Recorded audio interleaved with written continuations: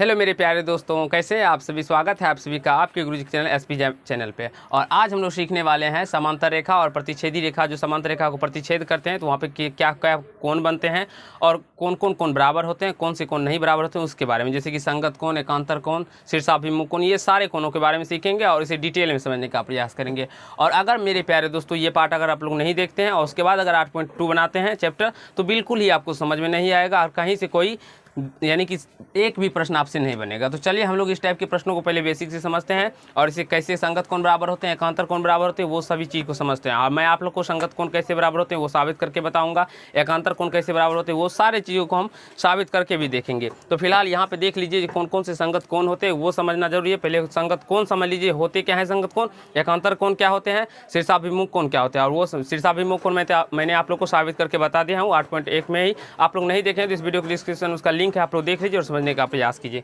अभी हम लोग फिलहाल जानने वाले हैं जो संगत कोण, एकांतर कोण के बारे में। मेरे प्यारे दोस्तों हम इसका नाम दे देते हैं, कुछ ना कुछ तो नाम होगा इस कोणों का, ठीक है। तो ऐसे हम नाम दे देते हैं, इसको कोण 1 कर देते हैं, इसको कोण 2 कर देते हैं, इसको कोण 3 कर देते हैं, इसको कोण 4 कर देते हैं। उसी प्रकार से इस कोण को 5 कर देते हैं, उसी प्रकार से कोण 6, कोण 7 और कोण 8 कर देते हैं। अब मेरे प्यारे दोस्तों यहाँ से अगर हम लोग संगत कोण का बात करें तो यहाँ से देखिए संगत कोण क्या होते हैं, तो आपस में बराबर होते हैं। यहाँ से पहले समझने का प्रयास कीजिए। शीर्षाभिमुख कोण देखिए, पहले हम लोग वर्टिकल अपोजिट एंगल समझते हैं। शीर्षाभिमुख कोण, शीर्षाभिमुख कोण, शीर्षाभिमुख कोण आप सभी को पता होगा मेरे प्यारे दोस्तों क्या होते हैं, बराबर होते हैं। ये मैं आप लोगों को लिए प्रूव्ड करके भी रखा हूँ, आप बता दिया हूँ। आप लोग नहीं देखें तो देख सकते हैं, डिस्क्रिप्शन बॉक्स में लिंक है।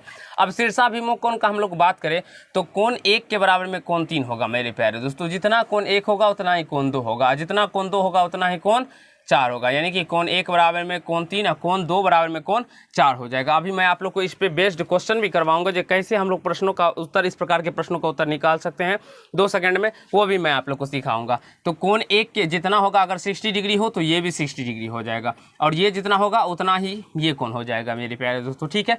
और यहाँ से देखिए ये तो समझ गए, इसमें हो गया। अब यहाँ से अगर बात करें तो कोण 5 के बराबर में कोण 7 हो जाएगा और कोण 8 इक्वल टू हो जाएगा कोण 6। ये हो गए 4 शीर्षाभिमुख कोण, 1 2 3 4, ये चारों क्या हो गए तो शीर्षाभिमुख कोण, शीर्षाभिमुख समान होते हैं।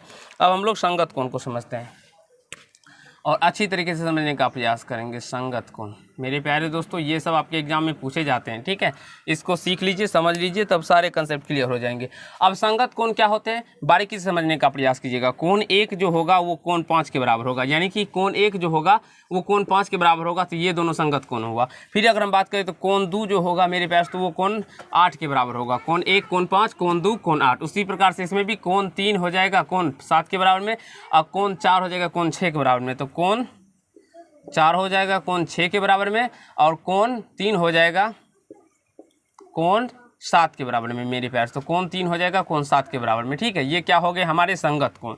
यहाँ तक समझ गए होंगे, आशा है कहीं से कोई दिक्कत या तकलीफ नहीं हुआ होगा। फिर से एक बार समझने का प्रयास कीजिए। कोण 1 जितना होगा मेरे प्यार तो उतना ही कोण 5 होगा, कोण 2 जितना होगा उतना ही कोण 8 होगा, कोण 4 जितना होगा उतना ही कोण 6 होगा। जब ये कोण बराबर तो ये कोण के बराबर होगा, ठीक है। उसी प्रकार से जब ये कोण इस कोण के बराबर तो ये कोण भी इस कोण के बराबर हो जाएगा ना, ठीक है। अब हम लोग संगत कोण समझ गए, अब हम लोग एकांतर कोण समझने वाले हैं। आशा है आप लोग समझ गए होंगे, कहीं से कोई दिक्कत नहीं हुआ होगा। हम लोग एकांतर कोण को समझेंगे मेरे प्यारे दोस्तों। एकांतर कोण, अब मेरे प्यारे दोस्तों एकांतर कोण में एक बाह्य एकांतर होता है, एक अंतः एकांतर होता है। तो यहाँ पे हम लोग बाह्य एकांतर को समझेंगे, ठीक है। बाह्य एकांतर मेरे प्यारे दोस्तों क्या समझने वाले हैं, बाह्य एकांतर। बाह्य एकांतर का हम लोग बात करें तो ये बाह्य एकांतर कौन हुआ, बाह्य 4। ये पहले समझिए जो अंतः कौन हुए और बाह्य कौन हुए। तो कोण 1 कोण 4 कोण 8 कोण 7 ये क्या हुए तो बाह्य कोण हुआ। और अंतः कोण का बात करें तो कोण 2 कोण 3 कोण 6 कोण 5 क्या हुआ तो अंतः कोण। ये अंतः यानी अंदर का कोण और बाह्य यानी बाहर का कोण, यानी बाहर का कोण 1 कोण 4 कोण 8 और कोण 7 क्या हुआ तो बाहर का कोण हुआ। अब अंतः का कोण 2 3 6 और 5 अंतः कोण। अब हमें एकांतर कोण का एकांतर कोण निकालना। देखिए बाह्य कोण, बाह्य एकांतर क्या होगा तो जितना मेरे प्यारे दोस्तों कोण 1 होगा उतना ही कोण 7 होगा। देखिए कैसे रिलेट होता है, कैसे एक दूसरे के साथ संबंध बनता है, ये आप लोग समझ गए तो आपके सारे प्रश्न बन जाएंगे और सारे डाउट क्लियर हो जाएंगे। जितना कोण 1 होगा उतना ही कोण 7 होगा और जितना कोण मेरे प्यारे दोस्तों 4 होगा उतना ही कोण 8 होगा। ये कैसे होता है तो ये बाह्य एकांतर कोण होता है, ठीक है। ये कैसे होता है तो ये बाह्य एकांतर कोण से बराबर होता है। कोण 1 इक्वल टू कोण 7 और कोण 4 इक्वल टू कोण 8। अब हम लोग अंतः एकांतर कोण समझते हैं, तो चलिए यहाँ से समझते हैं अंतः एकांतर कोण यानी अंतः एकांतर कोण।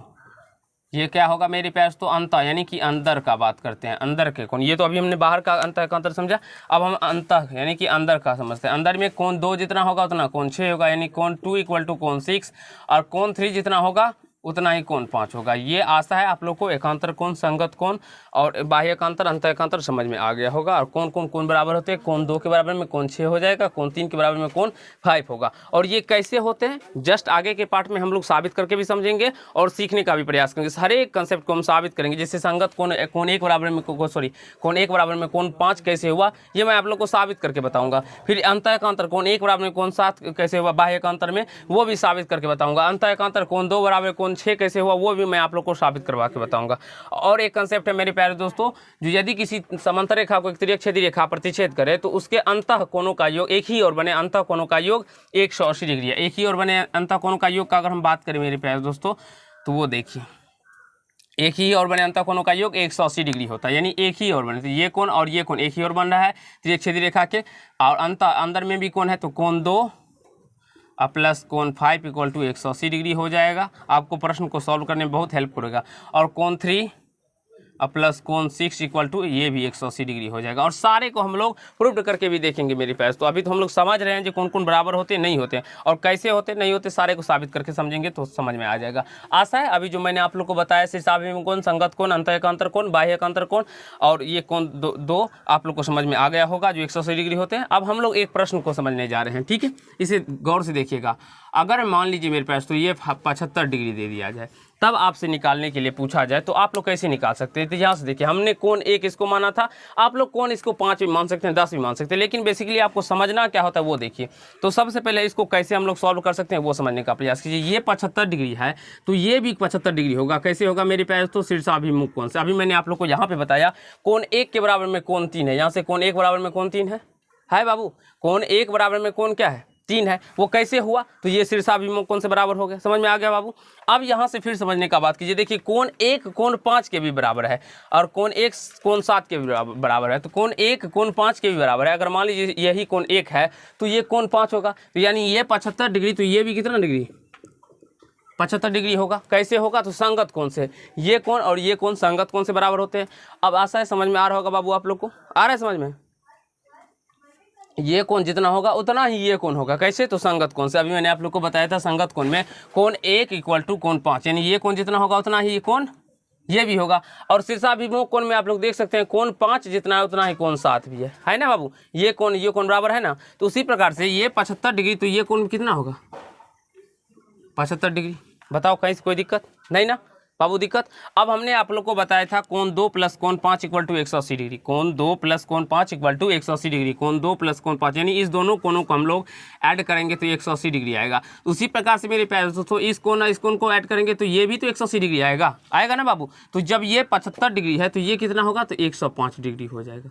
ये कितना हो जाएगा 105 डिग्री। देख लिए, मात्र बस हमें 2 कोण निकालना होता है। 2 कोण अगर पता चल गया तो हम सारे कोण निकाल सकते हैं। अब ये 105 डिग्री हो गया, तो समझिए ये कोण 105 है तो ये भी तो 105 ही होगा शीर्षाभिमुख कोण से, होगा 105। अब बताइए ये 105 है तो ये भी 105 ही होगा। कैसे होगा, संगत कोण से। अभी मैंने बताया था कोण 2 जितना होता है कोण 8 भी उतना ही होगा। कोण 2 बराबर में कोण 8, कैसे संगत कोण से बताया था ना, कोण 2 बराबर में कोण 8। और ये आप लोग को तब बनेगा जब आप लोग इसको 5 बार 6 बार 10 बार प्रैक्टिस कर लीजिएगा। हमने भी बहुत बार प्रैक्टिस करे है, तभी आप हमसे भी बन रहा है मेरे प्यारे दोस्तों। इतना ही समझ लीजिए, कोई भी टीचर अगर बना पाता है तो वो भी बहुत बार प्रैक्टिस करता है तभी। अब यहाँ से ये 105 डिग्री, तो ये भी 105 हो गया संगत कोण से। या ऐसे भी आप 105 है तो ये भी 105 होगा संगत कोण से। देखिए सारे कोण का मान निकल गया ना। देखिए यहाँ पे भी 1 2 3 4 1 2 3 4 4 8 कोण का मान निकल गया ना। ऐसे इसी प्रकार से आप लोग निकाल सकते हैं। तो चलिए हम लोग एक प्रश्न दे देते हैं आप लोग को घर से बनाने के लिए। आप लोग घर से बना के लाइएगा। ये हम 65 डिग्री दे देते हैं और सारे कोण का मान आप हमें बताइएगा, ठीक है। हम सारे कोण का मान दे देते हैं जो कितना होगा। ये x है, ये y है, ये z है, ठीक है। ये एक्स वाई जेड दे दिए, इसका नाम P Q R और S दे दिए, ठीक है। P Q R और ये एस दे दिए। ठीक है, इसे आप लोग सॉल्व करके हमें कमेंट में आंसर दीजिएगा जो इस कितना कितना इसका आंसर होगा। आशा है आप लोग को समझ में आया होगा। कोई बात नहीं, अगर नहीं समझ में आया तो हम लोग साबित करके भी देखेंगे सारे कंसेप्ट को और सीखने का प्रयास करेंगे। आशा है आप लोग को समझ में आया होगा, कहीं से कोई दिक्कत या समस्या नहीं हुआ होगा। अगर मेरे प्यारे दोस्तों आप लोग को समझ में आए तो वीडियो को लाइक कीजिएगा, कमेंट कीजिएगा, शेयर कीजिएगा और यदि चैनल पर नए हो तो चैनल को सब्सक्राइब करके बेल आइकन को प्रेस कर लीजिएगा, जिससे मेरे हर एक वीडियो का नोटिफिकेशन आप तक पहुँचता रहे। तो आज के पाठ में मेरे प्यारे दोस्तों इतना ही।